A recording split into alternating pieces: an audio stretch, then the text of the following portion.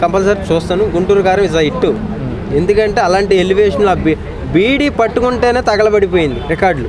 ఇందులో ఏకంగా బీడీ కాల్చాడు. ఇంకా బాబు అంటే మహేష్ బాబయ్య కానీ వేరే లెవెల్. నెక్స్ట్ లెవెల్ కాదు, వేరే లెవెల్ అది. అమ్మా ఇప్పుడు సాంగ్స్ కానీ డ్యాన్స్ కానీ ఎలా అనిపిస్తుంది మీకు? డ్యాన్స్ అయితే కోత అన్న, ఆయన ఓపిక మెచ్చుకోవచ్చు. హీరోయిన్ కూడా కరెక్ట్గా బీట్కి చేసిందన్న.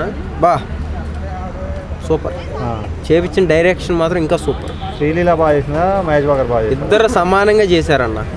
వన్లో చేశారు. ఒకరు తక్కువ ఒకరు ఎక్కువ లేదు, సమానంగా చేశారు. అది బీటింగ్ అసలు ఆ ఇచ్చే బీటింగ్కి ఎక్కడ ఊపి తగ్గలేదు కదా. చిన్న చిన్న పిల్లలు కానీ సినిమా ఇండస్ట్రీ హీరోయిన్లు సీరియల్ వీడియోలు అందరూ చేస్తున్నారు ఆ పాటకి. బూతు అన్నోళ్ళు ఎందుకు చేస్తారన్న? చేస్తారా? చేయరు.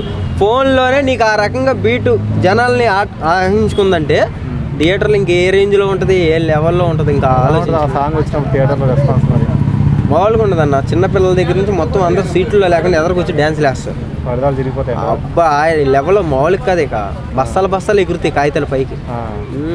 చించబడేస్తారు సంక్రాంతికి. అసలు మామూలుగా కాదు. ఇక పండగ అంటే మహేష్ బాబు అంటే గుంటూరు కారం అన్నట్టు ఉంటుంది ఎవరం ఇక.